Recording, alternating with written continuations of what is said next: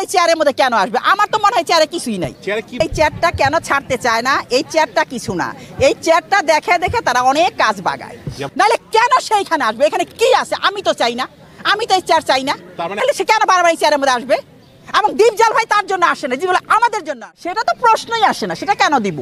ওটা নেব, ওইটার কথা না। সে ইলেকশন করে সে আসুক, কিন্তু সে তো এইবার ইলেকশন করে আসে নাই, এটা দিব না তাকে আমি। তাহলে তো আমিও নিতে পারি। আপনি কি মনে করেন ভাইরাল হওয়ার জন্য নিপুণ এমনটা করছে?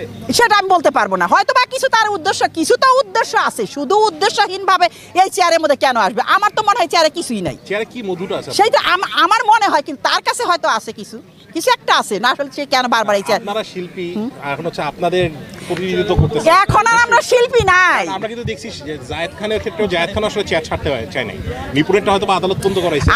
আমি একটা কথা বলি, এই চেয়ারটা কেন ছাড়তে চায় না? এই চেয়ারটা কিছু না, এই চেয়ারটা দেখে দেখে তারা অনেক কাজ বাগায়। যেমন এটা সত্যি কথা। যেমন কেমন বলবো, কিভাবে বলবো আমি?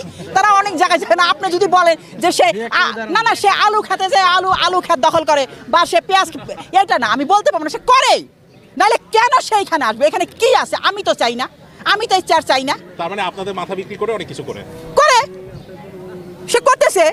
না হলে সে কেন বারবার এই চেয়ারের মধ্যে আসবে? এবং দীপজল ভাই তার জন্য আসে না, যেগুলো আমাদের জন্য আসছে। আমি আবারও বলবো, আমার জীবনে মৃত্যু পর্যন্ত যদি হয় আমি এটাই বলবো, আমি এই 2 বছর অন্য কাউকে চাই না, না নিপুণ না অন্য কেউ। দীপজল ভাই, মিশা সওদাগর আর আমাদের ক্যাবিনেটে যা আছে তারা থাকবে।